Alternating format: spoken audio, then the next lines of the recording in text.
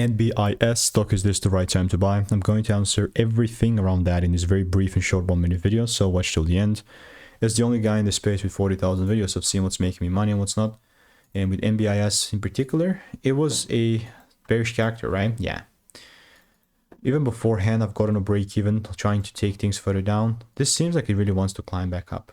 I'm not going to be the guy that's going to force sales here, you know, which I'm obviously very open-minded of, but, you know, coming, for example, in on Wednesday, there's quite frankly nothing stopping me from taking a little intraday trade on the long side as long as the rules are met. I'm not saying this is forever, but I sure fancy the trend, and I'm not going to be lame here and just trying to always go against them, because there's money to be made here.